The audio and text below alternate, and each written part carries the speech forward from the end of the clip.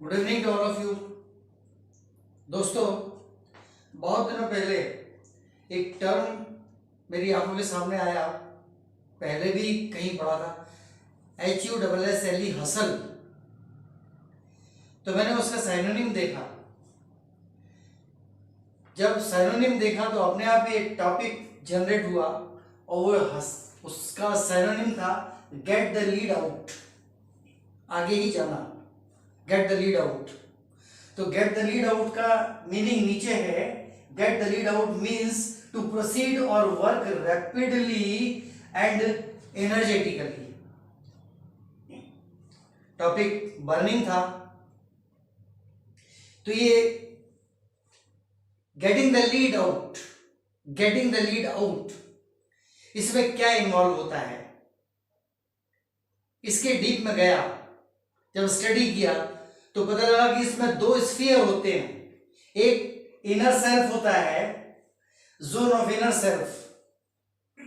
उस inner self में discover your talent, आपको अपना टैलेंट खोजना होता है, आप कहां कितने क्या हैं, और इसके बाद जो वर्क करना होता है तो वो वर्क आपका आउटर जोन में होता है। वो zone of work and attitude, ये आउटर जोन है। सो the topic of the title of today's topic is get the lead out of, get the lead out। तो इनर जोन से स्टार्ट करेंगे इसको। इसके इनर जोन में वेरी इंटरेस्टिंग 3 ही questions होते हैं जो जोन ऑफ इनर सेल्फ है, यानी अंदर से आदमी डिस्कवर करता है। तो सबसे पहले एक क्वेश्चन आता है जो बाद में 3 क्वेश्चन की तरफ इशारा करता है। मेन क्वेश्चन ये होता है, डू यू नो, आप क्या आप जानते हैं। Number of things and their level known, इसका मतलब ये है कि how many things you know and to what level you know. ये है इसका मतलब पहले का, number of things and their level of known, level known, कि लेवल किस लेवल तक पता है। सेकंड क्वेश्चन होता है how they happen, that is modus operandi. ये जो चीजें आप जानते हो कैसे होती हैं, उनका मोडस ऑपरेंडी क्या है, मेथड क्या है। और थर्ड क्वेश्चन है how much you are master in what, किस चीज में आप मास्टर हैं और कितने मास्टर हैं, किस लेवल तक मास्टर हैं। ये डिस्कवरिंग योरसेल्फ होता है, डिस्कवर योर टैलेंट। अब ये जब पता हो जाता है आदमी के लिए, एक वर्कर के लिए या एक एंटरप्रेन्योर के लिए, दोनों को ही लेता हूं अक्सर, तो क्या होता है, फिर वो जब काम करना शुरू करता है, व्हेन ही स्टार्ट्स वर्किंग, ये काम मेन होते। नंबर 1, ये पहली अप्रोच होती है मिनिमलिस्टिक अप्रोच, दूसरी होती है speeding up approach, and the third one is none other than multitaskers approach. So let us start it up with in outer zone, work with straightened up strategy, maybe indirect, maybe indirect। इस straightened up मतलब ये सदी हुई रणनीति, सदी हुई रणनीति। straightened up का मतलब है तो एक सदी हुई रणनीति पर काम करता है। हाँ, work with a straightened up strategy, इस सदी हुई रणनीति पर काम करें। इसमें क्या है, पहला पॉइंट है मिनिमलिस्टिक अप्रोच। मिनिमल की तरफ पहले जाना है। क्या, टेक अप स्मॉल स्टेप्स, छोटे छोटे कदम उठाएं। कवर लॉन्गर डिस्टेंस, इन्हीं छोटे छोटे कदमों से लंबी दूरी तय करें कुछ समय तक, और continuously retain on the track, लगातार ट्रैक पर बने रहें। आखिरी है focus on the object at a time. ये 3 तो मेन है, टेक अप स्मॉल स्टेप्स, छोटे छोटे कदम उठाएं, लेकिन कवर लॉन्गर डिस्टेंसेस, लंबी दूरी तक चलें। Third one, continuously retain on the track, track पर लगातार बने रहें। और आखिरी है focus on one object at a time, अभी एक ऑब्जेक्ट पर एक बार में फोकस करना है। इसके बाद अब स्पीडिंग अप स्ट्रेटेजी पर आते हैं। अब अपने इस ट्रैक पर चलते हुए अपनी स्पीड थोड़ी बढ़ाएं। तो स्पीडिंग अप स्ट्रेटेजी, इसमें पहले क्या होगा, इनिशिएशन होगा, स्पीडिंग अप का इनिशिएशन होगा, थोड़ी ज्यादा स्पीड पर ले जाएंगे। फिर प्रोपेगेशन, उस स्पीड को लगातार बढ़ाते रहेंगे और आखिर में मैक्सिमम स्पीड पर पहुंचकर मैक्सिमम पर पहुंचेंगे तो अपने आप मल्टीटास्कर अप्रोच सामने आ जाएगी। मल्टीटास्कर अप्रोच में आपको ये करना है, एक से ज्यादा काम कर सकते हैं, ओके, नो प्रॉब्लम, लेकिन ये पॉइंट्स ध्यान में रखने हैं। एक्सटेंड हेल्प फॉर अदर्स, दूसरों के लिए मदद करें, बट अवॉइड बीइंग हेल्प्ड, आप मदद ना लें, कोशिश ये करें ज्यादा से ज्यादा।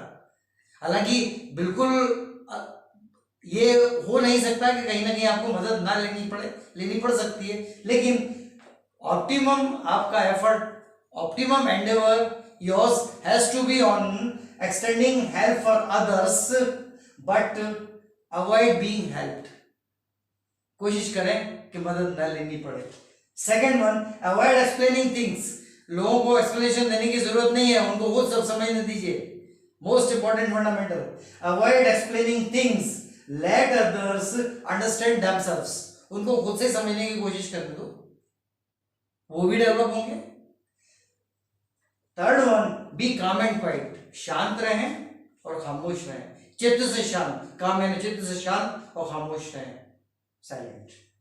एंड बी कंजर्वेटिव, थोड़ा रिजर्व नेचर से भी आगे की बात होती है, कंजर्वेटिव, अपने ही बिहेवियरल पैटर्न पर चलना, कंजर्वेटिव, दैट्स ऑल। ये मल्टीटास्कर अप्रोच पूरी हो जाती है। ये मल्टीटास्कर अप्रोच के बाद just listen your praise but prefer your betterment, लोग तारीफ करेंगे, okay, some of them may be sycophants, सिर्फ दिखाने के लिए आपके मुंह पर तारीफ करेंगे। So just listen your praise, अपनी प्रशंसा सुने, लेकिन अपने बेटरमेंट पर लगातार कंटिन्यूअस बेटरमेंट पर ध्यान रखें। प्रशंसा सुन ली, ओके, अवॉइड कर दिया उसको, ठीक है, बोलने दो जिसको जो बोलना है, but prefer your betterment always and above all. In this way, you are most likely to lead and restart the cycle. This has to be your behavior, and its initiation always has to be from here. ये initiation यहाँ से होता ही है zone of inner self, अपने अंदर का जो इंसान है वो ही होता है zone of inner self।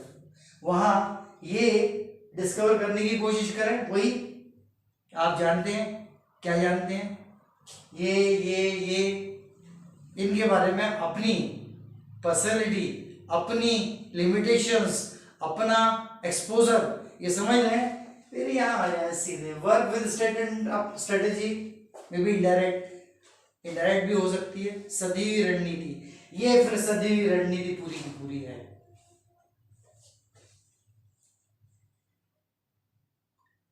आजकल कम से कम शब्दों में और कम से कम समय में ज्यादा से ज्यादा बात करने की आदत पड़ गई है।